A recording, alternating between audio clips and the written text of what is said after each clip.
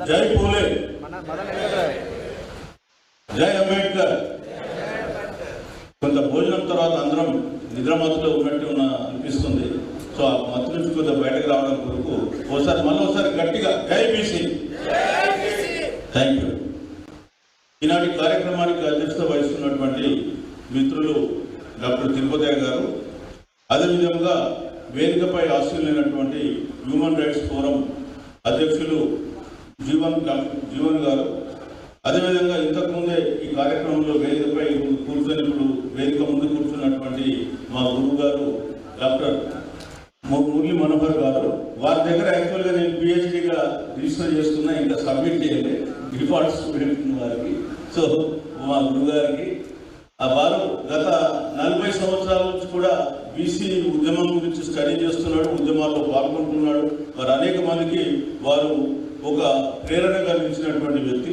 అదేవిధంగా వేదికపై ఆశీర్వైనటువంటి మా మిత్రులు ఉన్నటువంటి చామకూర రాజు గారు, నాతో వచ్చిన ఆంజనేయులు గారు, అదేవిధంగా మా సంజయ్ గారు, రంగు రాజేశ్వరం గారు, ఇతర పెద్దలు, ఈ వేదిక ముందు ఉన్నటువంటి మీ అందరికీ కూడా నా యొక్క పేరున నా యొక్క నమస్కారాలు, ఉద్యమాభి వందనాలు.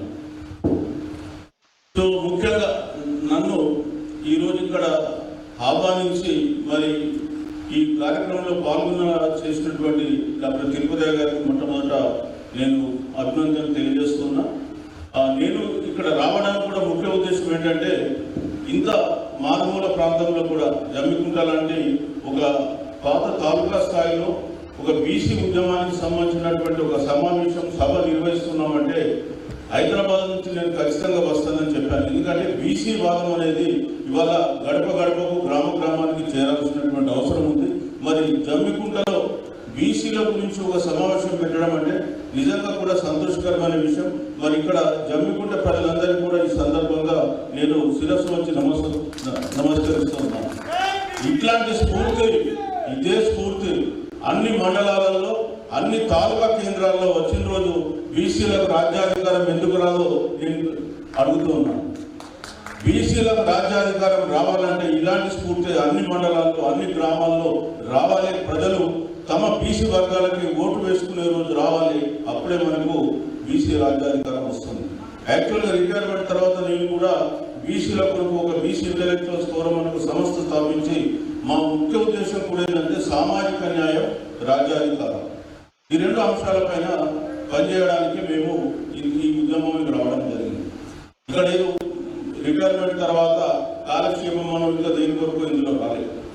సో మా ఉద్దేశం కూడా ఏంటంటే, గత 78 సంవత్సరాలుగా భారత రాజ్యాంగం అమల్లోకి వచ్చిన తర్వాత, స్వాతంత్రం తర్వాత బీసీలకు జరుగుతున్నటువంటి అన్యాయాలను బీసీలకు తెలియజేసి వాళ్ళని చైతన్యవంతపరిచి రాబోయే కాలంలో బీసీలు తమ రాజ్యాన్ని ఏర్పరచుకొని తమ సమస్యలు తామే పరిష్కరించుకునేలాగా చేయడం కొరకే ఈ ఉద్యమంలోకి రావడం జరిగింది. సో ఈరోజు నాకు ఇక్కడ వచ్చే మొదలు మన తిరుపతి గారు చెప్పారు, డాక్టర్ తిరుపతి గారు ఏమిటంటే, ఈ 42% రిజర్వేషన్ సాధించడంలో ఎదురవుతున్నటువంటి సవాళ్ళు ఏంటి, సివిల్ సొసైటీ బాధ్యత ఏంటి, ఈ విషయాల గురించి వారు మాట్లాడమని చెప్పారు.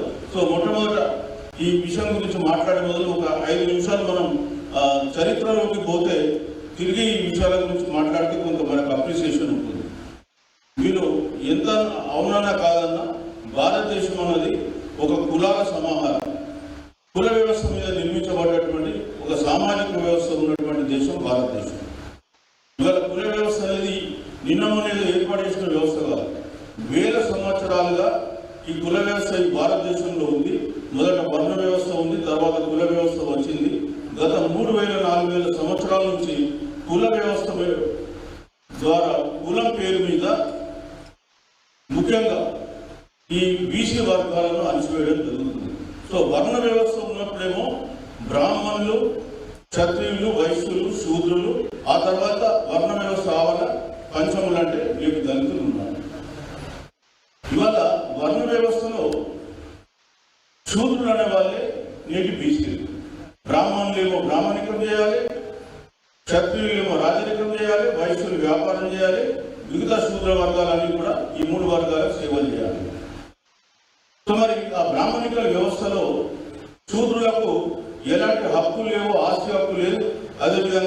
పాలనలో హక్కులు కేవలం బానిసలుగా బతికేటువంటి హక్కు. మరి చరిత్రలో పోయి చూస్తే గత 3000 నుంచి 4000 సంవత్సరాల వరకు బ్రాహ్మణుడు బ్రాహ్మణికం చేయాలి, క్షత్రియుడు రాజరికం చేయాలి, వైశ్యుడు వ్యాపారం చేయాలనేటువంటి రిజర్వేషన్లు ఎవరు అనుభవించాడు? 3000-4000 సంవత్సరాల నుంచి చరిత్రలో రిజర్వేషన్లు అనుభవించినటువంటి వర్గాలు వాళ్ళు. ఇవాళ రిజర్వేషన్లు ఎందుకు పెట్టాల్సి వచ్చింది? భారత రాజ్యాంగంలో వేల సంవత్సరాలుగా కుల వ్యవస్థ వల్ల వీళ్ళు అణచివేయబడ్డారు కాబట్టి వాళ్ళు మిగతా వర్గాలతో సమానంగా ఎదగడానికి ఒక అవకాశం కల్పించడం కొరకు మాత్రమే రిజర్వేషన్లు ఒక రక్షణ కవచాల్లో రాజ్యాంగంలో పెట్టింది. అంతే తప్ప రిజర్వేషన్లు ఊరికే పెట్టలేదు. ఇవాళ ప్రపంచంలో అన్ని దేశాలలో రిజర్వేషన్లు ఉన్నాయి. ఈవెన్ అమెరికాలో కూడా నీగ్రోస్కు రిజర్వేషన్లు ఉన్నాయి, ఒక భారతదేశంలో కాదు.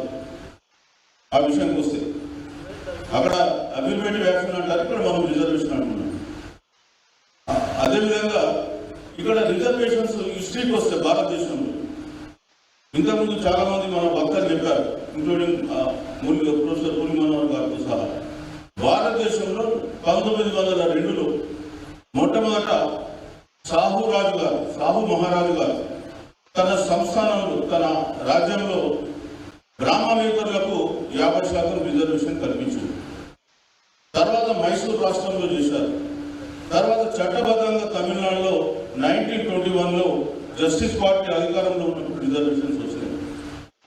అదేవిధంగా సైమన్ కమిషన్ ఇండియాకు వస్తుంటే కాంగ్రెస్ గోబ్యాక్ అన్నారు, బట్ అంబేద్కర్ గారు పార్టిసిపేట్ అయ్యి అందులో వాళ్ళను భారతదేశంలో ఉన్నటువంటి సామాజిక ఆర్థిక రాజకీయ పరిస్థితులపైన వాళ్ళకు రిపోర్ట్ ఇస్తే 1935లో అంటే గాంధీకి అంబేద్కర్ మధ్య కూడా ఒక ఒడంబడిక ఉంటుంది, పునా ప్యాక్ట్ అని. దాంట్లో రిజర్వేషన్స్ అనే అంశం ఉంటుంది. మరి 1935 యాక్ట్లో కూడా రాజకీయ రంగంలో రిజర్వేషన్స్ రావడం జరిగింది. ఇవాళ స్వాతంత్రం పూర్వం రిజర్వేషన్లు ఉన్నాయి. భారతదేశం స్వాతంత్రం వచ్చిన తర్వాత రాజ్యాంగం రాసుకున్న తర్వాత రాజ్యాంగంలో అక్కడ ఆర్టికల్ 16(4)లో ఏముందంటే ఉద్యోగాలలో తగినంత ప్రాతినిధ్యం లేకపోతే బీసీలకు రిజర్వేషన్ ఇవ్వడం. ఇవాళ కోర్టులు ఏమంటున్నాయి? 50% సీలింగ్ అని అంటున్నాయి. రాజ్యాంగంలో ఎక్కడ 50% సీలింగ్ రానివ్వాలి? తగినంత ప్రాతినిధ్యం లేకపోతే రిజర్వేషన్ ఇవ్వండి, ఎంత శాతం ఇవ్వని చెప్పి కోర్టు ఎక్కడ రాజ్యాంగం ఎక్కడ రాయలేదు. దాని ఆర్టికల్ 15(4) అనేది మళ్ళీ విద్యలో రిజర్వేషన్ల కొరకు మొదటి రాజ్యాంగ సవరణ ద్వారా వచ్చింది. ఎందుకంటే 1950లో రాజ్యాంగం అమల్లోకి వచ్చిన తర్వాత తమిళనాడులో వైద్య రంగంలో మెడికల్ కాలేజీలలో రిజర్వేషన్లు ఇవ్వడం చట్టరీత్యా నేరం అంటే వ్యతిరేకం అని చెప్పి కోర్టులు వ్యాఖ్యానించింది. అప్పుడు దొరైనాథన్ కేసు అంటారా, ఆ కేసులో వ్యాఖ్యానించిన తర్వాత పెరియార్ గారు ఉండి తమిళనాడు బంద్ కాలించారు. తమిళనాడు బంద్ కాలంటే మామూలుగా జరిగే బంద్ మనలా కాదు. ఒక్క ఈగ చీమ కూడా కదలకుండా తమిళనాడును దిగ్బంధం చేస్తే కేంద్ర ప్రభుత్వం దిగి వచ్చి మొదటి రాజ్యాంగ సవరణ చేసి విద్యలో కూడా రిజర్వేషన్ కల్పించింది. అది స్ఫూర్తి. మన మీద బంద్ కాలిస్తే హైదరాబాద్లో మనం చూస్తున్నాం, ఎక్కడోడు అక్కడే పోతున్నాం. మేము రోడ్డు మీద చూస్తున్నాం, ఇక్కడోడు వెహికల్ మీద ఇటుపోతుండే, అక్కడోడు అడిపోతుండ్రు. అదే సరే, ఓకే. ఇది ఏమైనా బంద్ కొంతవరకు మన బీసీలలో ఉన్నటువంటి మండుతున్నటువంటి భావాలకు అది ఒక ప్రతీకగా మిగిలింది. కొంతవరకు మనం అందులో విజయం సాధించడం చెప్పగలుగుతాం. అట్లాంటి రిజర్వేషన్లో అప్పుడు పెరియార్ ఉండడంతో తమిళనాడు ఒక రోల్ మోడల్గా మారి రిజర్వేషన్లు ఆ రోజు మన విద్యారంగంలో రావడం జరిగింది. అయితే ఇక్కడ మనం గుర్తించాల్సింది ఏంటంటే బీసీలకు రిజర్వేషన్లు ఇప్పుడు వస్తున్నాయి.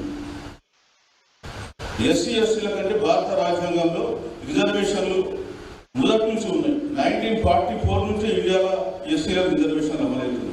1944 ఎస్టీలకు వస్తే 1950 నుంచి అమలవుతుంది.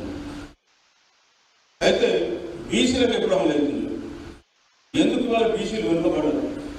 దీనికి కారణం ఏంటి అనే విషయం మనం ఒక్కసారి లోతుగా వెళ్తే, నేను తర్వాత మాట్లాడతాను. ఎదుర్కొంటూ 47%కు ఛాలెంజెస్ ఏంటంటే మొట్టమొదట ఈ రిజర్వేషన్ల హిస్టరీ తెలుసుకోవాలి. ఇవాళ నేను ఆల్రెడీ చెప్పిన రిజర్వేషన్లు అనేది వేల సంవత్సరాలుగా కుల వ్యవస్థ వలన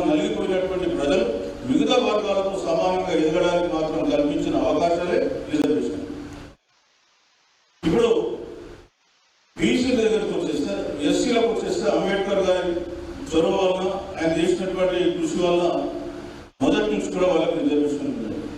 కానీ భారత రాజ్యాంగంలో బీసీలు అంటే బ్యాక్వర్డ్ క్లాసెస్ అని మాత్రమే నిర్వచనం ఉంది, బ్యాక్వర్డ్ క్యాస్ట్ కాదు.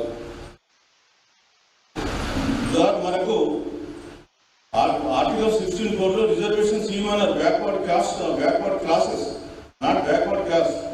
బ్యాక్వర్డ్ క్లాస్ అంటే అక్కడ బ్యాక్వర్డ్ క్లాసెస్ ఇంక్లూడ్ చేసి ఎస్టీ ఆప్షన్. సో మనకు ఇంతకుముందు మన రంగు రాజేష్ మాట్లాడుతూ రిజర్వేషన్లు దొబ్బి తింటున్నారని ఎవరు అన్నారని అంటున్నారు. నేనేమంటున్నంటే మనం ఎవరు దొబ్బి తినడం మనకు అవసరం లేదు. రాజ్యాంగం మనకు కల్పించినటువంటి హక్కు రిజర్వేషన్ పొందడం. ఎవడో దానం చేస్తే భిక్ష చేస్తే వచ్చినటువంటి దానం కాదు రిజర్వేషన్. ఆర్టికల్ 16(4) లో బాధ్యత రాసినటువంటి హక్కు అది. ఆ విషయం అందరూ గుర్తుపెట్టుకోవాలి. అట్లనే ఇక్కడ రాజ్యాంగం బీసీలు అంటే బ్యాక్వర్డ్ క్లాసెస్ అని, అది కూడా అంబేద్కర్ గారు పట్టుబట్టి ఆర్టికల్ 340లో బ్యాక్వర్డ్ క్లాసెస్ అనే పదం ఇంక్లూడ్ చేయించారు. ఆ తర్వాత రాజ్యాంగం అమల్లోకి వచ్చిన తర్వాత అంబేద్కర్ గారు నెల్లూరు అడిగారు, మనం రాజ్యాంగంలో బీసీలకు ఏం చేయలేకపోయినాం, ఇప్పుడైనా మనం బీసీ కమిషన్ ఒకటి ఏర్పాటు చేసి తక్షణమే బీసీలకు ఏదో ఒక న్యాయం చేయాలని చెప్పేస్తే అప్పుడున్నటువంటి కాంగ్రెస్ ప్రభుత్వం నెహ్రూ గారు దీని గురించి పెడచోలు పెట్టి పట్టించుకోలేదు. ఇంకా ఈ కుల వ్యవస్థ గురించి మీరు మాట్లాడతారు. ఇవాళ దేశం అందరి అభివృద్ధి కొరకు నేను పాటుపడుతున్నా కదా, దేశం అభివృద్ధి జరిగితే అందరికీ అది అందరికి చేరుతుందని అనుకున్నాడు. ఆయన అంబేద్కర్ గారు పట్టుబట్టి వినకపోతే ఆయన 1951లో రాజీనామా చేసింది. ఆ రాజీనామా చేసినప్పుడు నెహ్రూతో ఆయనకు కొద్దిగా నిద్ర కారణాలు కూడా ఉన్నాయి. అయినప్పటికీ కూడా అందులో రెండవ కారణం రాసింది ఏంటంటే, నేను బీసీ కమిషన్ ఏమన్నాను, నెహ్రూ గారు వినడం లేదని చెప్పి కూడా ఆయన అసంతృప్తి రెండో కారణంగా చూపించి ఆయన రాజీనామా చేసిన తర్వాత 1953లో కాకా కాలేకర్ కమిషన్ ఇచ్చినారు బ్రాహ్మణ ఆధ్వర్యంలో. అతను పక్కన పూనాథ్ అని అతను మొత్తం దేశమంతా తిరిగి 2399 కులాలు బ్యాక్వర్డ్ కులాల్లో ఉన్నాయి. బ్యాక్వర్డ్ క్లాసెస్ అంటే ఎవరు కాదు, బ్యాక్వర్డ్ క్యాస్టే అని చెప్పి ఆయన ఏబీసీ కేటగిరీ చేసి ఏ రంగంలో ఎంత శాతం రిజర్వేషన్ ఇవ్వాలని చెప్పేసి ఆయన ఒక రికమెండేషన్ ఇచ్చారు. ఆ రికమెండేషన్ను కేంద్ర ప్రభుత్వం పట్టించుకోలేదు. ఎందుకంటే మొదటి నుంచి కూడా ఈ ఆధిపత్య కులాలు అనేటువంటి వాళ్ళు, అగ్రవర్ణాలు అనేటువంటి వాళ్ళు బీసీలకు వ్యతిరేకులు కాబట్టి వాళ్ళకు బీసీలకు రిజర్వేషన్లు వద్దు. నేను చెప్తాను ఇంతకు తర్వాత వచ్చే టైంలో బీజేపీ వాళ్ళకి స్టోరీ. నెహ్రూ గారు 1955లో వచ్చిన రిపోర్ట్ను పార్లమెంట్లో పెట్టకుండానే దాన్ని రిజెక్ట్ చేసి పడేసి 1961లో ఒక మెమో ఇచ్చిండు రాష్ట్రాలకు. ఈ బీసీల గురించి మేము పట్టించుకోము కేంద్రం, ఇక రాష్ట్రాల బాధ్యత మీరే గుర్తించుకోండి, ఎవరు బీసీలో మీరే గుర్తించుకొని మీరే వాళ్ళకి రిజర్వేషన్ కానీ ఇతర ఆర్థిక సపోర్ట్ కానీ ఇవ్వండి అని చెప్పారు. అయిపోయింది, కేంద్రం చేతులు దొరుకుతుంది. ఆ తర్వాత ఎవరు బీసీల గురించి పట్టించుకోలేదు. మళ్ళీ జనతా గవర్నమెంట్ 1977లో వచ్చిన తర్వాత ఆ జనతా గవర్నమెంట్లో ఉన్నటువంటి యాదవ్ సోదరులు చరణ్ సింగ్ గారు జాట్ అయినప్పటికీ చరణ్ సింగ్ గారు వీళ్ళందరూ ప్రెషర్ పెట్టి రెండవ బీసీ కమిషన్ మండల్ కమిషన్ ఏర్పాటు చేసింది. ఆ మండల్ కమిషన్ రిపోర్టు మళ్ళీ 1980లో వాళ్ళు ఇచ్చారు. అంటే 1955 తర్వాత బీసీల గురించి మాట్లాడడం ఇవ్వలేదు. 1980లో మళ్ళీ మండల్ కమిషన్ రిపోర్ట్ ఇచ్చింది. అంటే 20 సంవత్సరాలు గడిచిపోయింది, 25 years. మళ్ళీ 1980లో ఇచ్చడానికి ఇందిరాగాంధీ వచ్చి సీట్లో కూర్చుంది. మళ్ళీ మన దురదృష్టం, మళ్ళీ ఎవరు పట్టించుకోలేదు. మళ్ళీ 1990లో విపి సింగ్ గారు అధికారంలోకి వచ్చినాక విపి సింగ్కు మద్దతు లేదు. ఎందుకంటే మొదటిసారిగా కమ్యూనిస్టులు ఇటు బీజేపీ వాళ్ళు విపి సింగ్ సపోర్ట్ చేసి కూర్చోబెట్టారు. సో ఆ సందర్భంలో అప్పుడు ఆయన ఉప ప్రధాని దేవిలాల్తో ఆయనకు ఉన్నటువంటి అభిప్రాయ భేదాలతో దేవిలాల్ గారు ఏప్రిల్ 11, 1990 జంతర్ మంతర్ దగ్గర ధర్నా పెట్టింది ఈయన మీద. పెడితే అప్పుడు ఆ అదను చూసుకుని శరద్ యాదవ్ అనేటువంటి ఒక బీసీ నాయకుడు, ఆయనకు 54 మంది పార్లమెంట్ సభ్యుల మద్దతు. అతను బీబీసీకు అల్టిమేటం ఇచ్చింది, నువ్వు ఏప్రిల్ 10th లోపల 9th లోపల తేల్చకపోతే నేను నీకు మద్దతు విరమించి 10th రోజు దేవిలాతో సహా ఎర్రకోట దగ్గర కూర్చుంటా, నీ కళ అయినటువంటి ఏప్రిల్ 15th రోజు ఎర్రకోట మీద నువ్వు జెండా ఎగరేయాలనుకున్న కూడా ఆ కళ నెరవేరదని చెప్పి ఆ దెబ్బకి బీబీసీని భయపడ్డాడు. మీరు గుర్తుపెట్టుకోవాలి, ఎందుకంటే చరిత్ర మాట్లాడేటప్పుడు బీబీసీ గురించి నాకేం వ్యతిరేకం లేదు, ఆయన నిజంగా కూడా బీసీలకు చేయాలనేటువంటి పట్టుదల ఇది ఇంప్లిమెంట్ తర్వాతనే వచ్చింది. ఆయనకు ఇంప్లిమెంట్ చేయాలని అంతకుముందు అంత లేకుండా ఎప్పుడైతే శరద్ యాదవ్ కత్తి పెట్టిండో మెడ మీద 54 మంది విరమిస్తే ఆయన ఉండదు, గవర్నమెంట్ ఉండదు. అందుకే ఆగస్టు 7th రోజు క్యాబినెట్ మీటింగ్ పెట్టి ఇమ్మీడియట్ గా జీవో ఇష్యూ చేశారు. ఓన్లీ ఉద్యోగాలలో, అది కూడా విద్యలో కాదు. అటు ఇవ్వడంతో ఇమ్మీడియట్ గా బీజేపీ గవర్నమెంట్, బీజేపీ పార్టీ బీబీసీకు మద్దతు ప్రకటించింది. తప్పిమని ఆగస్టు 31st రోజు ఆయన గవర్నమెంట్ పడిపోయింది. ఆ తర్వాత కమాండర్ యాత్ర చేస్తున్నారు. ఇది పరిస్థితి. ఇవాళ అంటే బీపీసీ చేసింది కేవలం ఉద్యోగాలు. ఆనాటి కేంద్ర ప్రభుత్వంలో సుమారు 40 లక్షల ఉద్యోగాలు ఉన్నాయి. అందులో బీసీల శాతం ఏంటంటే 4%. మరి జనాభా ఎంత? 52%. అది మండల కమిషన్ ఎస్టిమేట్ ప్రకారం 52% జనాభా 4% ఉంది. మరి రాజ్యాంగం కన్నగల నిజమైనట్ట అన్నట్ట. అందుకే రిజర్వేషన్ అవసరం అనేది. ఈ రోజు కూడా కేంద్ర ప్రభుత్వ ఉద్యోగాలలో 16%, 17% లేదు. కేటగిరీ ఏ ఉద్యోగాలలో, కేటగిరీ సి కేటగిరీ, డి కేటగిరీలో 22% కంటే ఎక్కువ లేదు. 27% రిజర్వేషన్స్ మనకు మండల కమిషన్ రికమెండ్ చేసింది. ఎందుకు చేసింది తర్వాత. అయితే 1990లో ఇట్లా ఇవ్వడంతో కోర్టుకు పోయినారు. ఇందిరాస్వామి కేసు ప్రేరణంగానే స్టే అన్నది కోర్టు. మళ్ళీ 92లో కోర్టు అవును రిజర్వేషన్లు ఓబీసీలకు ఇవ్వచ్చు, కులం ప్రాతిపదికగానే బ్యాక్వర్డ్ క్లాసెస్ ఎవరు నిర్ధారించవచ్చు అన్నప్పుడు 93లో పివి నరసింహారావు ఉన్నాడు. అప్పుడు పివి నరసింహారావు గారు వీటిని రిజర్వేషన్స్ ఇంప్లిమెంట్ చేయడం జరిగింది. ఆ రోజు నుంచి ఇంప్లిమెంట్ చేస్తే ఈ రోజు కూడా ఈ దేశంలో ఇంకా 22% దాటలేదు. ఎప్పుడో 1902లో సాహు మహారాజు గారు స్టార్ట్ చేసి 123 ఏళ్ళు అయిపోయినా ఈ రోజు కూడా రిజర్వేషన్ ఇష్యూ అనేది భారతదేశంలో అమలు కాకుండా అగ్రవర్ణాలు అడుగడుగున అడ్డుపడుతూ ఉన్నారు. అది దేశంలో ఉన్నటువంటి. ఇకపోతే విద్యలో ఎప్పుడు వచ్చింది? విద్యలో 2006లో వచ్చింది రిజర్వేషన్. అంటే విద్యలో కేంద్ర ప్రభుత్వ సంస్థలైనటువంటి ఐఐఎం కానీ, ఐఐటి కానీ, ఎయిమ్స్ కానీ ఇట్లాంటి సంస్థల్లో రిజర్వేషన్లు 2006లో వస్తే అప్పుడు ఇమీడియట్ గా కోర్టు స్టే, మళ్ళా 2008లో స్టే ఎత్తేస్తే అప్పటి నుంచి అవ్వలేదు. అంటే బీసీలకు కేంద్ర ప్రభుత్వంలో రిజర్వేషన్లు రావడానికి విద్యలో 46 సంవత్సరాలు పట్టింది, ఉద్యోగాలలో 46 సంవత్సరాలు పట్టింది. విద్యలోకి వచ్చేస్తే 2008 47 అంటే 51 సంవత్సరాలు పట్టింది. సరే 51 61 ఇన్ని సంవత్సరాలు పట్టింది. మరి ఒకవేళ 1950 నుంచి మనకు రిజర్వేషన్లు అమలు చేసి ఉంటే మనోళ్ళు ఎంతమంది డాక్టర్లు, ఇంజనీర్లు అవుతుంది, ఎంతమందికి మంచి మంచి ఉద్యోగాలు వస్తుండే, మరి మనందరి ఆర్థిక పరిస్థితి ఎలా ఉండేది? కాబట్టి మనం ఇవాళ అనదొక్కబడ్డాం. కేంద్రంలో అమలవుతుంది ఎప్పుడు 93 నుంచి. గట్టిగా చూసుకుంటే ఈ రోజుకు అదొక 32 సంవత్సరాల నుంచి దాటలేదు.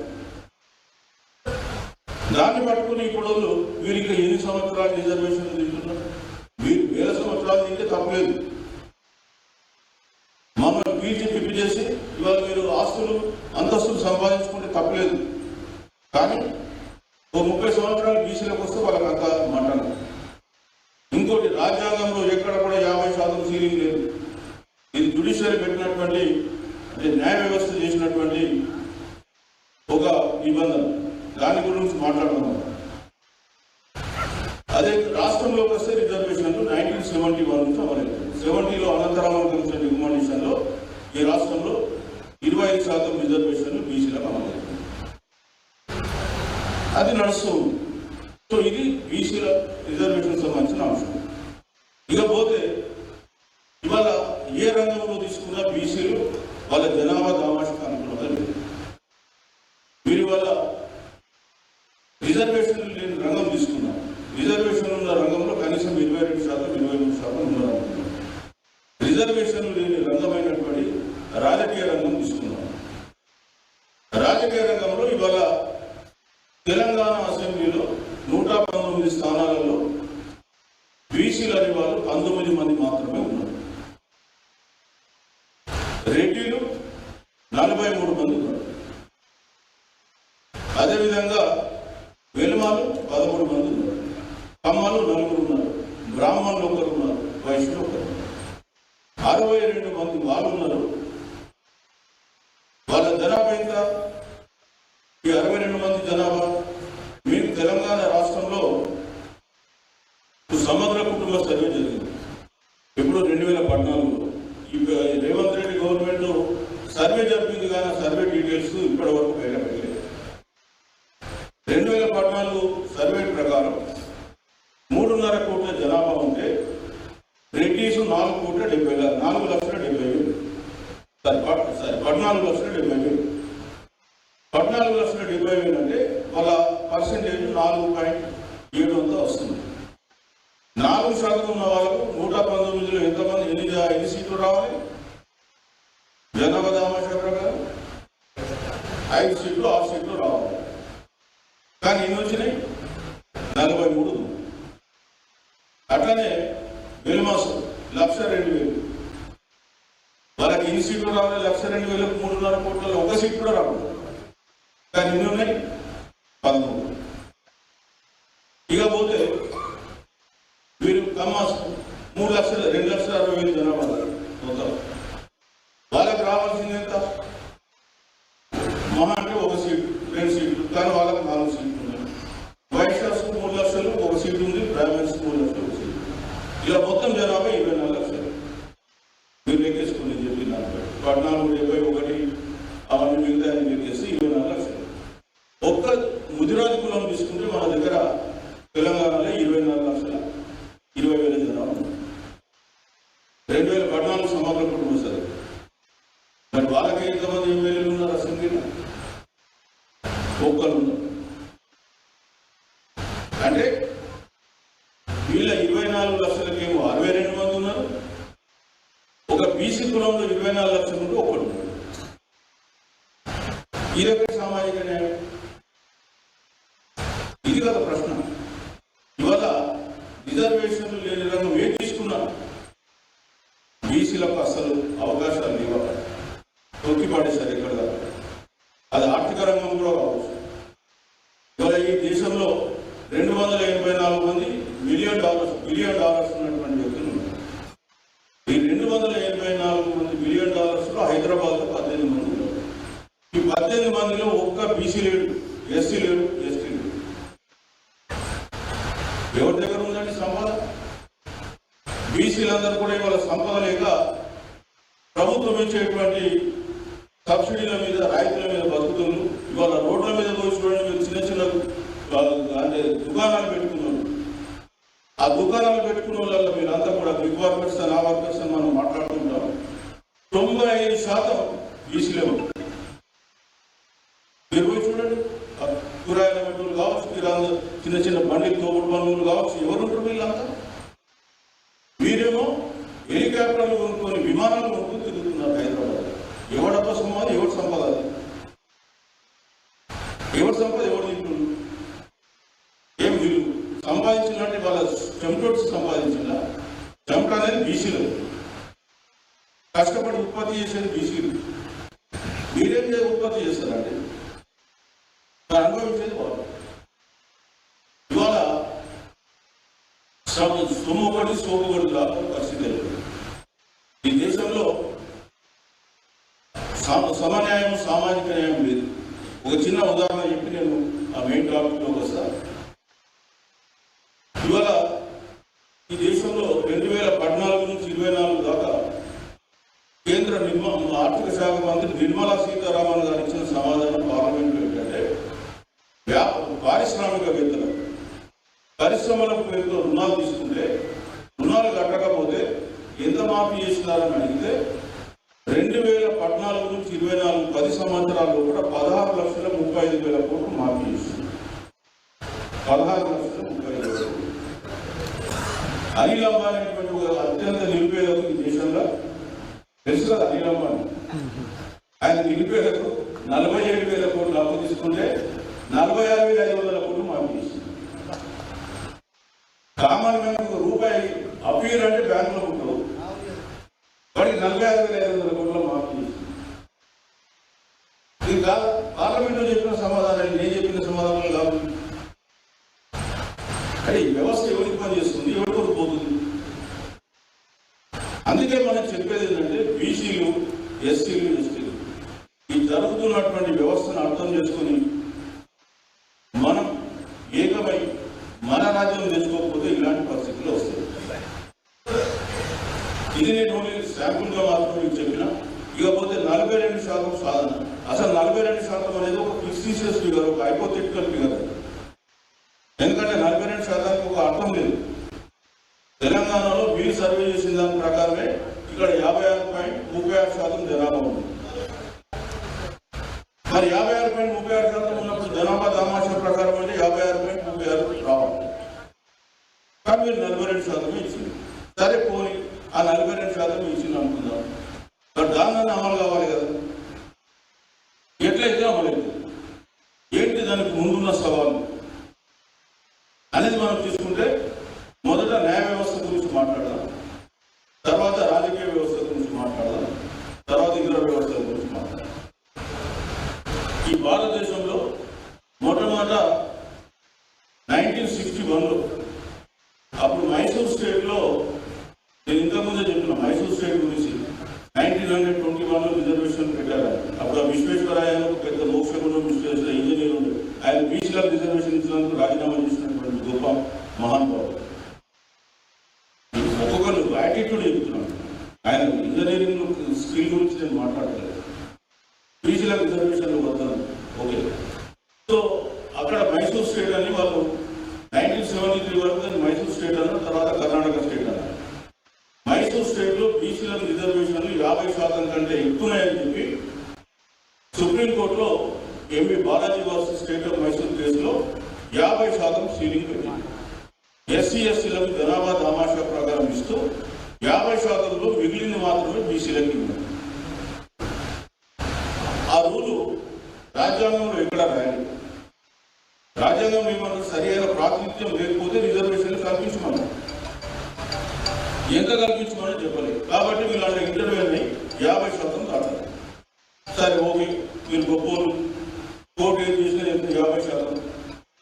ఇదే బీజేపీ గవర్నమెంట్ అదే దాన్ని మళ్ళీ మండల కమిషన్లో కూడా ఇంప్లిమెంట్ చేసింది. మండలి కూడా 27% ఎందుకు పెట్టిండు అంటే అప్పటికి ఈ దేశంలో ఎస్టీలకు 15, ఎస్టీలకు 22.5 ఉంది. కాబట్టి 50 - 22.5 అంటే 47.5 అవుతుంది. 47% మీద 27% రిజర్వేషన్ ఇచ్చిండు, 27.5 అవుతుంది. సో మన దగ్గర కూడా అనంతరామన్ కమిషన్ అదే ఫాలో అయింది. అప్పుడు ఈ రాష్ట్రంలో 15+5 ఉండే, 15 ఎస్టీ, 5 ఎస్టీ ఉంటే 20 పోతే 30% మనకి ఇచ్చి 25% మాత్రమే రాష్ట్ర ప్రభుత్వం అమలు చేసింది. సరే ఇప్పుడు ఇంత గొప్ప మహానుభావులు మీరు 50% దాటారు, ఓకే. బీసీలకేమో రిజర్వేషన్ గురించి బీజేపీ ప్రతిసారి అడ్డుపడుతూనే ఉంటుంది. ఎందుకంటే వాళ్ళు మనకు వారసత్వ శత్రువులు, వాళ్ళు వారసత్వ శత్రువులు అని చెప్తున్నారు. ఎందుకంటే స్వాతంత్రం రాకన మొదలు బీజేపీ అంటే బ్రాహ్మణ్ పార్టీ, బ్రాహ్మణ్ పంజాబ్. స్వాతంత్రం రాకన మొదలు వాళ్ళే అనుసరిస్తుంది. స్వాతంత్రం వచ్చినాక కూడా ఇప్పుడు వాళ్ళే అనుసరిస్తుంది. ఇక్కడ మీకు 1979లో కర్పూరి ఠాకూర్ గారు బీహార్లో ఓబీసీ రిజర్వేషన్ అమలు పరిస్తే అప్పుడున్న జన్సన్ ఆయనకు మద్దతు విరమించి గవర్నమెంట్ పడగొట్టింది. 1990లో బీబీసీ అమలు పరిస్తే మద్దతు విరమించి గవర్నమెంట్ పడగొట్టింది. సరే, కానీ అదే బీజేపీ ఓసీలకు రిజర్వేషన్ మాత్రం వారం రోజులుగా తీసుకొస్తుంది. ఈడబ్ల్యూఎస్ రిజర్వేషన్ దాని చరిత్ర కూడా మీకు తెలియాలి.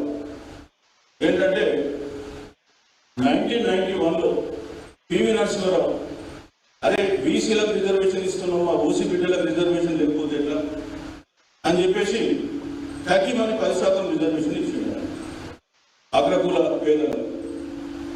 అయితే అదే ఏదైతే సుప్రీంకోర్టు ధర్మాసనం 9 మంది జడ్జిలు ఏదైతే ఇందిరా సహాని కేసులో మండల్ కమిషన్ రిపోర్టు స్టడీ చేసిందో వాళ్ళే దీన్ని కూడా స్టడీ చేసి 9 మందిలో 8 మంది ఆర్థికపరమైన రిజర్వేషన్లు చెల్లవని చెప్పింది. రాజ్యాంగంలో ఆర్థికపరమైన రిజర్వేషన్లు లేవు. కొంతమంది అంటున్నారు చూడండి, పేదలకు ఇస్తే చాలని. పేదరిక నిర్మూలన కార్యక్రమం కాదు రిజర్వేషన్లు. అది మనం అర్థం చేసుకోవాలి. రిజర్వేషన్లు సామాజికంగా విద్యాపరంగా వెనుకబడ్డ కులాలు. ఆర్థికమైన పదం వాళ్ళు వాడలేదు. సామాజికము విద్యాపరం, socially educationally backward classes, article 54.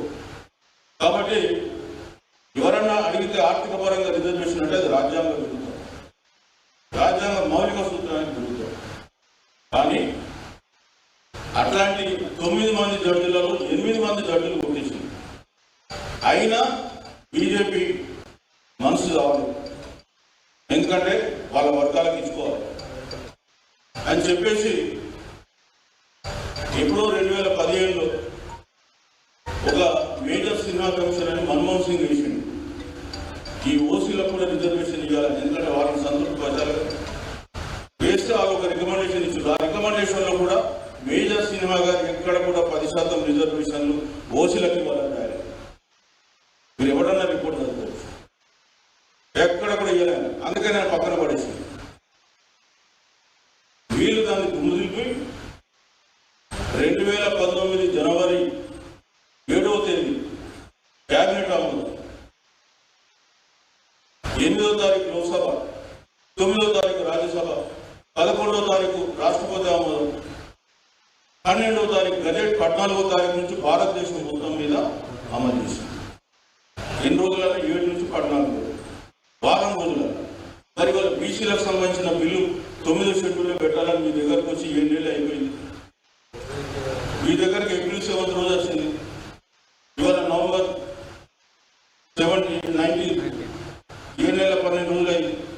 మరి ఎందుకు మాకు పాస్ చేస్తలే? దాని మీద ఎందుకు మీరు చర్చిస్తలే? ఇంతకుముందు చెప్పాడు ఒక బీసీ నాయకుడే ఆర్థిక పరంగా రిజర్వేషన్ ఇవ్వాలని. రాజ్యాంగంలో ఉందా ఆర్థిక పరంగా ఇవ్వాలని? మీరు 93వ రాజ్యాంగ సవరణ చేసి ఆర్థికపరమైన రిజర్వేషన్లు కల్పిస్తామని చెప్పి అందులో ఆర్థికపరమైన రిజర్వేషన్లు కల్పించినప్పుడు అందులో కూడా బీసీ ఎస్సీ ఎస్టీలకు అవకాశం కల్పించాలి. ఎందుకు కల్పించాలి? ఏ బీసీ ఎస్సీ ఎస్టీలలో పేదలు లేదా? అందులో 10% ఈడబ్ల్యూఎస్ ఎందుకు తీసుకోవాలి? కేవలం ఎస్సీ ఎస్టీ బీసీలు కానీ ఓసీలలోని పేదలకు మాత్రమే వర్తింపజేసేలాగా చట్టాన్ని తీసుకొచ్చారు. అది కూడా 10% వరకు అని వాళ్ళు 10% కంప్లీట్ ఇంప్లిమెంట్ చేస్తారు. కొన్ని రాష్ట్రాలలో 4% పెట్టారు, ఛత్తీస్గఢ్ లాంటి దాంట్లో. తర్వాత మళ్ళీ దాన్ని అమలు పరచలేదు. తమిళనాడు అయితే అసలు నేను చేయను 10% మీరు ఏం చేస్తారో చేసుకోమని తమిళనాడు ఇప్పటికి కూడా ఇంప్లిమెంట్ చేస్తారు. ఆల్రెడీ తమిళనాడు ఏమంటుంది, మేము బీసీలకు 50% ఇచ్చినాం, ఎస్సీలకు 18%, ఎస్టీలకు 1%, ఎందుకంటే అక్కడ ఉన్నది ఎస్టీలు 1%, 69% మేము ఇస్తున్నాం, ఇంకా ఓసీలకు 10% మేము ఇవ్వం కాక ఇవ్వమని చెప్పి ఇవ్వడం. అది బీసీ గవర్నమెంట్ కాబట్టి ఆ దమ్ము ధైర్యం మనకు ఉంది. మన బీసీలో గవర్నమెంట్ లేదు కదా, మనం ఏం చేస్తుంది పోతున్నాం.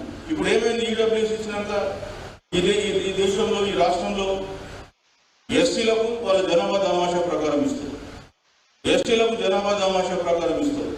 10% లేని ఓసీలకు కూడా 10% ఇస్తారు. మరి బీసీలు ఈ రాష్ట్రంలో 61% మంది ఉన్నారు. 5 సమగ్ర కుటుంబ సర్వే. మరి మాకు 61% ఎందుకు ఇవ్వవు? నువ్వు ఎస్టీలకు ఇస్తావు, ఎస్టీలకు ఇస్తావు, ఓసీలకు కూడా ఇచ్చుకుంటావు. మరి బీసీలకు ఏవా? మరి బీసీలు ఎందుకు అడుగుతలేదు? అంటే బీసీలకు అవగాహన లేక అడుగుతలేదా, లేక మాకు అవసరం లేదని అడుగుతలేదా? మరి బీసీలు తెలుసుకోవాల్సిన అవసరం ఉంది. ఇది న్యాయం మరి మీరే చెప్పండి, ఎంతవరకు న్యాయం? ఎస్సీ ఎస్సీలకు ఎస్టీలకు ఓసీలకు వాళ్ళ జనాభా తమాషా ప్రకారం ఉన్నప్పుడు ఒక్క బీసీలకు ఇది ఉండదు. మరి దాన్ని ప్రశ్నించండి. ఇది ఇప్పుడు అడిగితే ఇప్పుడు మనం అడిగేది ఎంత 61% అడగాలి, 42% కాదు. అడిగితే 61 అడగాలి.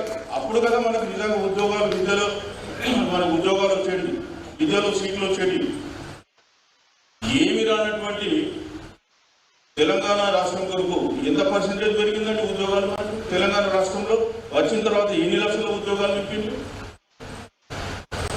ఆ 12 ఏళ్ల నుంచి ఇప్పటి వరకు 4 లక్షలు 5 లక్షల ఉద్యోగాలు కూడా ఫిలప్ కావాలి. రాష్ట్రంలో 4 లక్షలు కూడా ఫిలప్ కావాలి. దాని కొరకు అంత పెద్ద నిధులు నియామకాలు అనుకుంటే ఉద్యమం చేసి తెలంగాణ తెచ్చుకున్నామే. మరి వల్ల నీకు 60% వచ్చేటువంటి అవకాశం ఉన్నప్పుడు ఎందుకు మీరు ఉద్యమించాలని అడుగుతున్నారు బీసీలో. 42% తెచ్చుకున్నా నీకు పెరుగుతుంది కదా రిజర్వేషన్. ఇప్పుడున్నటువంటి 25% నుంచి 25% నుంచి ఏకంగా 17%, అంటే ఇప్పుడు 4% ముస్లింలు తీసేసిన 25 నుంచి 13% పెరుగుతుంది. ఎందుకు ఉద్యమం చేస్తారు? ఇకపోతే నేను మొట్టమొదటి ఏం చెప్పిన న్యాయ వ్యవస్థ, ఇదే న్యాయ వ్యవస్థ ఈడబ్ల్యూఎస్ను సమర్థిస్తుంది. అవును 50% సీలింగ్ దాటచ్చు, ఓసీలకు వస్తే 50% సీలింగ్ దాటచ్చు అని నువ్వే తీర్పిస్తుంది. మరి అంటే ఇప్పుడు మరి మాకెందుకు ఉంటుంది మళ్ళీ సీలింగ్? ఇప్పుడు నువ్వు ఏదైతే 50% సీలింగ్ పెట్టినావో ఓసీల రిజర్వేషన్ వచ్చేసే వరకే జనహిత వర్సెస్ యూనియన్ ఆఫ్ ఇండియా కేసింది. దాంట్లో ఏం చెప్పిండు? అవును ఈడబ్ల్యూఎస్ చట్టబద్ధమే, 103వ రాజ్యాంగ సవరణ చట్టబద్ధమే, ఓసీలకు 10% ఇవ్వడం కూడా చట్టబద్ధమే, ఈ 50%కు ఆ 10%కు సంబంధం లేదండి. అంటే మీ వర్గం వాళ్ళు వస్తే ఏదైనా చట్టబద్ధం. పట్టించుకోడు మనోడైతే మనం ఏ మూల కూర్చున్నా సరే మనకు ఖచ్చితంగా వచ్చి పట్టిస్తాం. పట్టించుకోవడం మనోడు కాకపోతే అది ఎక్కడ కూర్చున్నా కానీ ఇప్పుడు అదే కదా వాళ్ళకి జరిగింది. ఇదే కోర్టు వేరే, ఇదే కోర్టు మళ్ళీ ఆర్థికపరమైన రిజర్వేషన్ చెల్లవని చెప్పిన కోర్టు 9 మందిలో 8 మంది కాదంటే ఇక్కడ ఉన్న కోర్టు 5 ముగ్గురు రావుని పోవచ్చు. ఆర్థికపరమైన రిజర్వేషన్లు స్టార్ట్ అయ్యాయి. సో 3 అంశాలు దీంట్లో మీరు వైలేట్ చేసింది. 50% సీలింగ్ వైలేషన్ చేసిండు, ఆర్థికపరమైన రిజర్వేషన్లు రాజ్యాంగం లేదంటే ఇచ్చేసిండు. కానీ బీసీలకు వచ్చేసే మటుకు ఇవన్నీ చెల్లవు అంటారు. అందుకే మనం ఇప్పుడు చేయాల్సింది ఏంది? రాజ్యాంగ సవరణ చేసి 9వ షెడ్యూల్లో తమిళనాడు మోడల్ లాగా పెట్టించుకోవాలి. కానీ బీజేపీ ఏమంటుంది? ఇక్కడ న్యాయ వ్యవస్థకు వచ్చేస్తే ఇవాళ న్యాయ వ్యవస్థ కూడా చట్టం ముందు నిలబడాలి. నువ్వు వాళ్ళకి 10% అమలు చేసినావు. ఇవాళ బీసీల విషయంకి వచ్చేస్తే మీరు గతంలో ఏమన్నారు? మీ దగ్గర డాటా లేదు, ఎంపరికల్ డాటా లేదు, ఆ తర్వాత ఇంకా మేజరబుల్ డాటా ఇది లేదు అని చెప్పినారు. ఇవాళ డాటా ఉంది తెలంగాణ రాష్ట్రంలో, ఎంపరికల్ డాటా ఉంది, క్వాంటిఫైబుల్ డాటా ఉంది. మీకు ఎందుకంటే ఇదే ఇంద్రాసాని కేసులో పారా 18లో క్లియర్గా రాసిండు, స్పెషల్ సర్కమస్టెన్సెస్ ఉంటే మీరు రిజర్వేషన్ పెంచుకోవచ్చు, 50% సీలింగ్ కాదన్నారు, అవసరం లేదన్నారు. అట్లాంటప్పుడు ఇవాళ తెలంగాణలో 90% ఎస్సీ ఎస్టీ బీసీలు ఉన్నారు. ఏ రాష్ట్రంలో కూడా భారతదేశంలో 90% ఎస్సీ ఎస్టీ బీసీ లేదు, ఇంక్లూడింగ్ తమిళనాడు, కర్ణాటక. కానీ తెలంగాణలో ఉన్నారు. కాబట్టి స్పెషల్ సర్కమస్టెన్సెస్ ఇవ్వడానికి లేదు. అది జ్యుడిషియరీకి ఇవాళ మనం చెప్పుకోదగ్గది ఏంటంటే రాష్ట్ర ప్రభుత్వం కరెక్ట్గా అంటే 9వ షెడ్యూల్లో ఇంక్లూడ్ చేయించుకోగలిగితే రేపు 9వ షెడ్యూల్ కూడా కోర్టుల ముందు ఛాలెంజ్ అయింది. ఎందుకంటే అది కోర్టులలో ఛాలెంజ్ చేయకుండా ఉండేటువంటి చట్టాలేం కావు. అప్పుడు మనం చెప్పుకోవడానికి కావాల్సినంత డిఫెన్స్ ఉంది. అందుకొరకే మేము చెప్పేది ఏంటంటే ఈ రాష్ట్ర ప్రభుత్వానికి చిత్తశుద్ధి ఉందా 9వ షెడ్యూల్లో చేయించాలి. 9వ షెడ్యూల్ అంటే మీకు చాలా మందికి తెలియకపోవచ్చు. 9వ షెడ్యూల్ అంటే కోర్టుల నుంచి రక్షణ పొందడానికి కొన్ని చట్టాలను తీసుకెళ్లి రాజ్యాంగంలో 9వ షెడ్యూల్లో పెట్టుకోవచ్చు. దాన్ని కోర్టు ఉండదు. సో అది చట్టం. సో మనకు ఉదాహరణకు వ్యక్తిగత ఆస్తి హక్కు ఉంది. నేను రోడ్ వేస్తున్నా, నీ ఆస్తిని రాకుండా రోడ్ కొరకు నేను కోర్టుకు పోయి నాకు ఆస్తి ఉంటుందంటే రోడ్డు పడుతుందా? లేదా నాకు వ్యవసాయ సీలింగ్ భూమి 54 ఎకరాలు దాటారు తెలంగాణలో ల్యాండ్ సీలింగ్. లేదు నాకు 500 ఎకరాలు పెట్టుకుంటాడు, నాకు వ్యక్తిగత ఆస్తి ఉందంటే.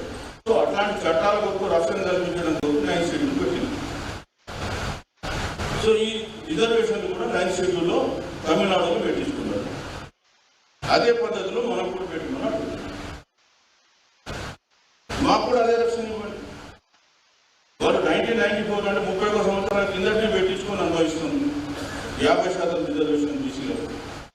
ఈ రాష్ట్రంలో 50% రిజర్వేషన్ బీసీలకు ఉండదు, తిరిగి ఓసీలకు 10% ఈడబ్ల్యూఎస్ రిజర్వేషన్. తమిళనాడులో ఉందా? బీసీలు ఎట్లా ఎదుగుతారని ఈ రాష్ట్రంలో.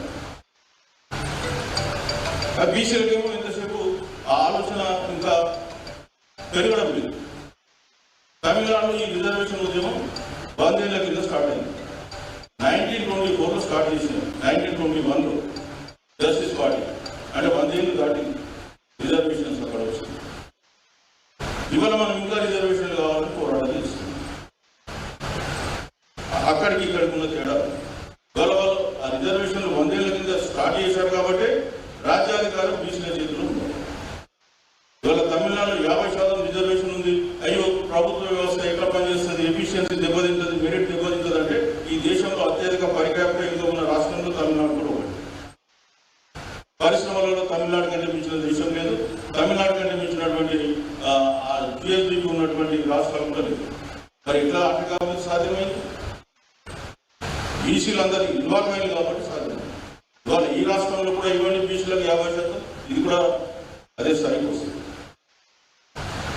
మనకు భాగస్వామ్యం లేకపోతే మనం ఎట్లా అభివృద్ధి చేస్తాం? ఇవాళ 18 మందిలో ఒక్క రిచ్ పిల్లలు లేడని చెప్పినాను ఇంతకుముందు. కానీ తమిళనాడులో ఎస్సీఎల్ కంపెనీ వాళ్ళు నాడర్ బీసీ. సో అట్లాంటి వాళ్ళు చాలా మందిని చెప్పొచ్చు మనం. సరే అది పక్కన పెడతాం. సో న్యాయ వ్యవస్థలో బీసీల రిప్రజెంటేషన్ కూడా తక్కువ. ఈ రోజు ఉన్నటువంటి సుప్రీంకోర్టులో 33 న్యాయమూర్తులు ఉంటే 2 బీసీలు ఉన్నారు. సో న్యాయ వ్యవస్థలో బీసీ లేదు కాబట్టి మనకు న్యాయ వ్యవస్థలో న్యాయం కూడా మనకు అనుకూలంగా వస్తుంది. అది ఒక పెద్ద ఛాలెంజ్. సరే అదే న్యాయ వ్యవస్థ మనకు మండల కమిషన్ రికమెండేషన్ మనకు అనుకూలంగా ఇచ్చింది వస్తుంది కాబట్టి మనం దాన్ని నమ్ముకుని న్యాయ వ్యవస్థ మీద నమ్మకంతో మనం పనిచేయాల్సినటువంటి పరిస్థితి ఒకటి. రెండవది రాజకీయ వ్యవస్థ. ఇక రాజకీయ వ్యవస్థ వస్తే ప్రతి పార్టీ ఈ దేశాన్ని పాలించిన అన్ని పార్టీలు బీసీలకు సరిపడతాయి. నేను ఇంతకుముందు చెప్పిన కాంగ్రెస్ వాళ్ళు 1950లోనే కమిషన్ వేసి రిజర్వేషన్లు అమలు చేసి ఉంటే బీసీల పరిస్థితులు వేరే ఉండదు ఈ దేశంలో. సరే అది జరిగిపోయింది. బీజేపీ ఉంది. ఇప్పుడైనా ఆ బీజేపీ గవర్నమెంట్ కేంద్రంలో బీసీలకు 10% ఈడబ్ల్యూఎస్ ఇవ్వడానికి బీసీలకు ఈ మన రిజర్వేషన్లు 9వ షెడ్యూల్లో పెట్టడానికి వాళ్ళకు వస్తున్న అడ్డంకులు ఏంటి? మీరు అడగకుండానే ఈడబ్ల్యూఎస్ తీసుకుంటారే వారం రోజుల దేశంలో అందరికీ, మరి బీసీలకు ఎందుకు ఇవ్వాలి? ఏం దానికి సమాధానం లేదు. వాళ్ళ సమాధానం ఏంటి? ఒకరేమంటారు ముస్లింస్ చేర్చినారు. ఇంతకుముందు సార్ మాట్లాడి నేను దానికి కూడా కొంత క్లారిటీ చెప్పాలి. ఇవాళ బీజేపీ పాలిస్తున్నటువంటి అన్ని రాష్ట్రాల్లో కూడా ముస్లింస్ బీసీలలో ఉన్నారు. తెలంగాణలో కూడా 1970లోనే అనంతరామన్ కమిషన్ రిపోర్ట్ మీద 6 కులాలు బీసీలలో ఉన్నాయి. 2007లో ఇంకో 14 కులాలను అప్పుడున్నటువంటి ముఖ్యమంత్రి వైఎస్ రాజశేఖర రెడ్డి ముస్లింలలో కలిపితే వాళ్ళు హైకోర్టుకు పోతే కొట్టేసింది. హైకోర్టు సుప్రీంకోర్టుకి వెళ్ళి సుప్రీంకోర్టు స్టే మీద కంటిన్యూ అయింది. సో వాళ్ళకి ఈ రోజు కూడా 4% మించిరాదు. ఒకవేళ సుప్రీంకోర్టు ఒప్పుకున్నా సుప్రీంకోర్టు ఇంకా ఒప్పుకుంటుందా లేదా తెలియదు, అది పెండింగ్లో ఉంది.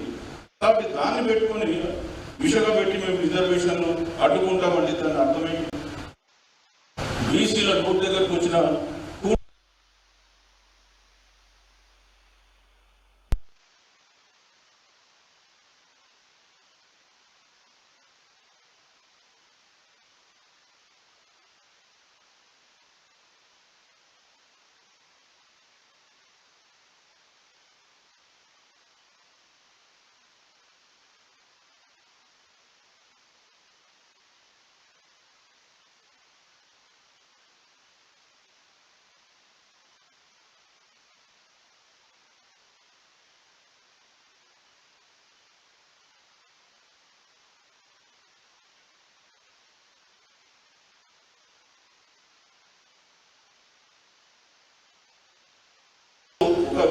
విద్యా ఉద్యోగాలు లేదా రాజకీయాలు స్థానిక రంగాలే కాదు, అన్ని రంగాలలో అణచివేయబడ్డారు. అందుకే నేను ఒక పుస్తకం రాసిన ఇస్సా ఇజ్జత్ హుకుమత్. ఆ ఇస్సాలో మన భాగస్వామ్యం ఏ రంగంలో ఎంతుంది అది తీసుకొని రాయడం జరిగింది. వ్యాపార రంగంలో ఏ రంగంలో తీసిన బీసీలకు వాళ్ళ న్యాయబద్ధమైన మాట వాళ్ళకి రాలేదు, వాళ్ళకి దొరకలేదు. సో దాని కొరికే వాళ్ళ ఆత్మగౌరవంతో వాళ్ళు రేపు ఓటు వేసేటప్పుడు జాగ్రత్తగా ఓటేసుకుని తమ రాజకీయ అధికారాన్ని తెచ్చుకున్నప్పుడే, రాజ్యాధికారం తెచ్చుకున్నప్పుడే వాళ్ళకి విముక్తి అని చెప్పి రాయడం జరిగింది. ఇవాళ మేము మొదటి నుంచి ఒకటే చెప్తున్నాం, నువ్వు అగ్రకులాలకు ఓటేస్తే బానిసత్వానికి ఓటేసినట్టే లెక్క. నువ్వు బానిసగా బతకాలనుకుంటే అగ్రకులాలకు ఓటేసి, లేకుంటే బీసీలకు ఓటేసి, బీసీలను గెలిపించుకో. అంతే తప్ప మీరు ఇంకా అగ్రకులాలకు ఓటేస్తూ, అంటే ఒక విధంగా చెప్పాలంటే మనం దున్నపోతు గడిపెట్టి వరే పాలు విసుకుతే రావు. ఆ విషయం మనం గుర్తుపెట్టుకోవాలి. సో ఇవాళ 42% రిజర్వేషన్కు రాకుండా అడ్డుకునేటువంటి వాళ్ళు ఎవరంటే, ఒకవైపు జ్యుడిషియరీ వాళ్ళకున్న లిమిట్లో వాళ్ళు పనిచేసినా, బట్ మేజర్గా ఏంటంటే పొలిటికల్ విల్ కావాలి. ఈ రాజకీయ విల్ లేదు కాబట్టి ఇవాళ రిజర్వేషన్లు మనకు రాకుండా పోతుంది. ఈ రాజకీయ విల్లు రావాలంటే మన చేతిలో ఉన్న ఆయుధం ఇవాళ ప్రజా ఉద్యమాలు నిర్మిస్తేనే ఖచ్చితంగా వాళ్ళు భయపడి దిగి వచ్చి మనకు ఆ రిజర్వేషన్ రక్షణ కల్పిస్తారు. ఇవాళ మనం ఇట్లనే పండుకున్నాం. ఇవాళ 42% ఇవ్వకపోయినా బీసీలు ఇవ్వట్లేదు. ఇవాళ మన ఉద్యమం రేపు మాకు స్థానిక సంస్థల నోటిఫికేషన్ వస్తుంది. స్థానిక సంస్థల నోటిఫికేషన్ తోటి అయిపోయింది అనుకుంటే పొరపాటు 42%. మనకు స్థానిక సంస్థలు కేవలం పంచాయతీ ఎన్నికలు, మున్సిపల్ ఎన్నికలకి, కానీ విద్యా ఉద్యోగాలకు సజీవంగా ఉంది బిల్లు. కాబట్టి మనం పార్లమెంట్ సాక్షిగా పోరాటం చేయాలి. ఇవాళ మేము కాంగ్రెస్ పార్టీకి ఒకటే చెప్పినాం, బాబు నీకు నిజంగా చిత్తశుద్ధి ఉంటే, బీసీల పైన ప్రేమ ఉంటే మీరు చేయాల్సినటువంటి పనులు ఒక 2 ఉన్నాయి. మొట్టమొదట ఇక్కడ ఒక అఖిలపక్ష సమావేశం ఏర్పాటు చేసి, ఈ సమావేశంలో వాళ్ళకున్న అనుమానాలను నివృత్తి చేసి ప్రధానమంత్రి అపాయింట్మెంట్ తీసుకెళ్లి డెలిగేషన్ కేంద్రానికి తీసుకెళ్లి ప్రధానమంత్రిని తెలుసుకోండి. ఒకవేళ ప్రధానమంత్రి అపాయింట్మెంట్ ఇవ్వలేదు, ఒప్పుకోకపోతే బీజేపీ మీద రాష్ట్ర బంద్ కాలేదు. తమిళనాడులో పెరియార్ గారు ఏం చేసినారు, కేంద్రం మీద బంద్ కాల్ చేసి మొత్తం రైలు రోకో చేసినారు. తమిళనాడులో ఒక్క రైలు నడవలేదు. దెబ్బకు దిగి వచ్చి వాళ్ళు రాజ్యాంగ సవరణ చేశారు. మరి అక్కడ చేసే దమ్ముదానికి రేవంత్ రెడ్డి చేయాలని, ఎందుకంటే 42% ఇస్తామని మీరు పార్టీ మేనిఫెస్టోలో పెట్టిండ్రు, అది చేయించాల్సిన బాధ్యత మీరు. మా బీసీ బిడ్డలు పోయి చేయరు అక్కడ. ఇప్పటిదాకా చాలా చేసినాం. తెలంగాణ అంటేనే ఉద్యమాల గడ్డ. అనేక మంది ఉద్యమాలు చేసి ఇక్కడ ప్రాణత్యాగాలు చేసిన ఇప్పుడు ఇంతకుముందు డాష్ మీద కూడా మాట్లాడింది. ఆ డాష్ మీద అక్కడ కూడా ఉంది. మా ఇంకా వాళ్ళ ఫలితాలు చేయాలన్నా మీరు చేయాలి. మీరు పోయి ముందు రైలు రోడ్డు చేయండి, మీ ఇంకా మేము ఉంటాం. ఒకటి. రెండోది, మీకు నిజంగా చిత్తశుద్ధి ఉంటే పార్లమెంటు స్తంభింపజేయండి. ఎందుకు రాదో చూద్దాం. మీరు చేయాలండి. ఒకవైపు బీజేపీకి వ్యతిరేకంగా పోరాటం చేయరు, ఇంకోవైపు పార్లమెంట్ను స్తంభింపజేయరు. ఇంకెట్లా వస్తుందండి? అది రాదు. ఇక బీజేపీ ఉంది, వాళ్ళు మొదలే చెప్తున్నారు, ముస్లిం పేరు అంటాడు, ఇంకేదో అంటాడు, ఆపేస్తారు. బీఆర్ఎస్ మేము చేయలేం, మరి ఇంకెట్లా వస్తుంది? సో ఈ రాజకీయ బిల్లు రావాలంటే బీసీలు ఉద్యమించాలి, లేకపోతే రావు. మిమ్మల్ని కోరేది ఏంటంటే, బీసీలు ఎప్పుడైతే 42% రిజర్వేషన్ వీళ్ళు మేము కాదని చెప్పి ఎన్నికలకు పోతున్నప్పుడే ఒక పెద్ద ఉద్యమం తెలంగాణ రాష్ట్రంలో రావచ్చు. ఇప్పటి వరకు తెలంగాణ రాష్ట్రంలో బీసీలు అనేక ఉద్యమాలు చేసిండ్రు. 1944లో సాయుధ తెలంగాణ పోరాటం చేసిండ్రు. అప్పుడు ఒక 4 లక్షల మంది అమరులైన వచ్చు. సరే, అప్పుడు ఆ పోరాటం చేసి తెచ్చిన రాష్ట్రం మళ్ళీ తీసుకెళ్లి ఆధిపత్య కులాల చేతిలో పెట్టింది. మళ్ళీ తెలంగాణ పోరాటం చేసింది, తీసుకొచ్చి మళ్ళా వాళ్ళ చేతుల్లోనే పెట్టింది. ఇంకా ఎన్నిసార్లు చేస్తారండి ఉద్యమాలు? తెలంగాణ అంటేనే ఉద్యమాల గడ్డ, లేదా అమరులైపోవడానికి మనం రెడీ ఉన్నటువంటి గడ్డ. ఇప్పుడు వాళ్ళతో చేయించాలి, మన ఓటుతో అధికారంలో అనుభవిస్తున్న వాళ్ళతో అది చేయాలంటే మనం ఉద్యమించాలి, మన ఓటు ప్రభావం ఏంటో మనం చూపించాలి. కాబట్టి మీ అందరికి కోరేది ఏంటంటే మీరు ఏదైతే జమ్మికుంటారో ఈ స్పిరిట్ ఇక్కడ బీసీ ఉద్యమానికి కావాల్సినటువంటి 42% పైన ఒక చైతన్యం వీళ్ళు కొలుచుకున్న ఒక సదస్సు నిర్వహించిండ్రు. ఇట్లాంటి సదస్సులు ఇంకా రాష్ట్రంలో అన్ని తాలూకా కేంద్రాల్లో జరగాలి. బీసీలు సమైక్యమై రేపు వాళ్ళు ప్రజాస్వామ్యయుతంగా శాంతియుతంగా ఉద్యమం టేకప్ చేస్తే రాష్ట్రం కాదు, కేంద్రం కాదు, వాళ్ళ తల్లిదండ్రులైనా సరే దిగి కిందికి దిగాల్సిందే, ఇవ్వాల్సిందే. అట్లాంటి ఉద్యమాన్ని మనం నిర్మించుకోవాలి. ఆ నిర్మించుకోవాలంటే మీరు అందరూ కూడా అందుకు అండగా ఉండాలి. మరి అండగా ఉంటే సాధ్యం కాదంటే ఏం లేదు. ఖచ్చితంగా మీరు అందరూ ఈ ఉద్యమంలో పాల్గొంటే ఈ 42% సాధించుకోవడం సాధ్యం అని చెప్పి తెలియజేస్తూ నాకు ఈ అవకాశం ఇచ్చిన మీకు ధన్యవాదాలు చెప్తూ సెలవు తీసుకుంటున్నాను. జై BC. Thank you very much sir. Thank you very much. బీసీల ఆకాంక్షలు నెరవేర్తాయని, ఈ పోరాటంలో బీసీలు హక్కులు సాధించుకొని తమ ఆత్మగౌరవాన్ని నిలబెట్టుకుంటారని ఆశిస్తూ ఒక 15 నిమిషాలలో మనం ముగించుదాం. ఈలోపు ఈ వనజక్క గారు ఒక నిమిషం మాట్లాడాల్సింది. దయచేసి ఒక 10 నిమిషాలు ఒప్పుకోబట్టారు.